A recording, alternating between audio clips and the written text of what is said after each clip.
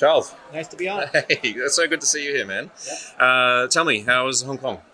Hong Kong's a fun place. It's always a fun place. We're right now staying in Kowloon, and I had a chance to go out to the hills and see some monkeys, Okay. which is always fun. You see all these signs: "Don't feed the monkeys, don't pet the monkeys, Sure. don't bring food around the monkeys; they'll bite you." And we're not even talking about the conference. Yeah, exactly, right? People are pretty crazy here.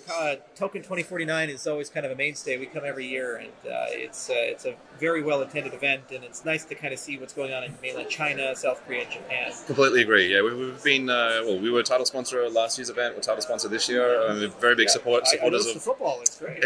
Yeah, all the swag. As co-founder and ex-CEO of Ethereum and now CEO of Cardano, you've been in this business since 2011. Where arguably people say we're in a crypto winter. Are we coming out the other side of the crypto winter, or are we still in the midst of it? What's extraordinary to me, if I came up to you as an ex-investment banker, I say, I got a financial product for you. It's at $250 and it's going to be at $4,000 in 3 years. Would you buy that? I mean, we'd be like, that's the best investment of your career, right? Sure. But then we say, oh no, we're in a recession. We go up, we go down. I've been in Bitcoin since $1, went $1 to 30, 30 to 4, 4 to 250, 250, 80 to 1200, down to 250 again, and up to 20,000. So, it ebbs and flows, but you look at every meaningful metric. So not just the raw price, but things in terms of market access, infrastructure, VC, consumer adoption, ventures being formed. All of these things are actually much better in 2019 than they were in 2017. Sure. At our all-time high. It's almost like Amazon at its first all-time high to its second all-time high. Same stock price, but fundamentally different company. One was just an e-commerce site. The other was like Alexa and web services and all these things. Much different company. Yeah. And so I think our best days are ahead of us. We're growing certainly very quickly. The Samsung announcement was great with enormous. S10. Yeah.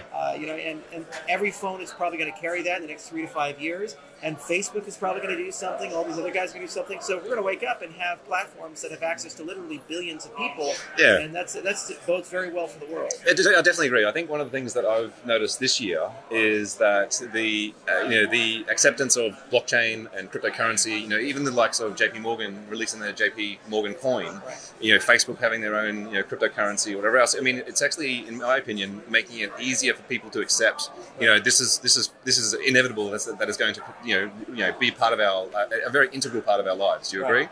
Well, I had some very harsh things to say about JP Morgan coin in particular, but overall I agree with the general trend, which is that people are starting to really understand crypto. I look at the 3 to 5 year to 10 year horizon, and when I first signed up for the space, joined the space in 2011, my first Bitcoin meetup group had 2 people registered, myself and another person, and the other person didn't show up. So I had a great conversation with myself. And contrast that with, I was in Mongolia recently, and I met a camel herder outside of Ulaanbaatar who had Bitcoin. Right. So, it's gone from nobody even bothering to show up to camel herders in Mongolia actually having the underlying assets. So the trends look good. The adoption's where it needs to be. Consumers kind of get it, and you have to kind of go through at least 1 or 2 collapses for people to feel safe with the asset. Sure. It's not good enough to just have everybody live in a hype cycle, because you have to see how the market responds to times of scarcity. Yeah. Just like the dot-com boom and bust. After we went through that, then people said, oh, we can survive a recession. Yeah. Therefore, these business models must be fundamentally sound. It's a very sound approach, Charles.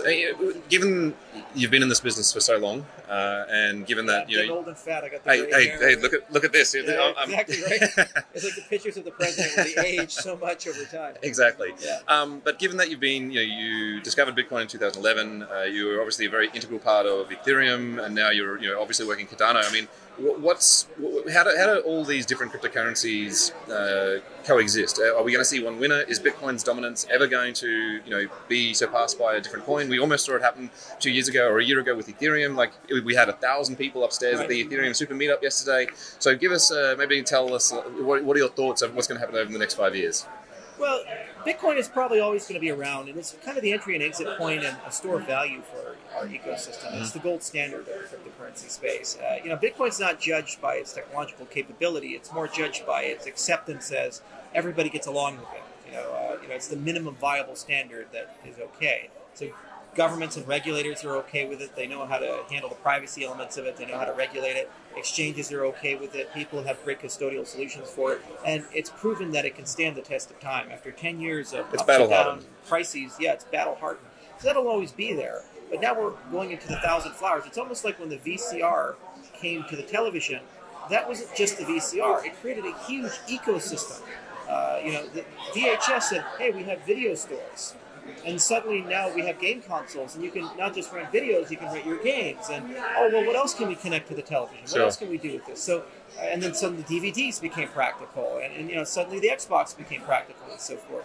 So when you have an opening technology, it brings people in, and then it gives the industry a chance to take the people who are already in and now do something else. It's a really interesting analogy. Whether it be basic attention token with Brave, or it be Gollum with distributed computation, or what Endor is doing with predictive analytics, there's a whole ecosystem of 1,000 flowers that'll bloom as a result of this entry point that Bitcoin carved for everybody. Sure, that's a really interesting analogy, and I'd have to agree with you, yeah, for sure. Any last notes, Charles, to what you've encountered over the past 2 days?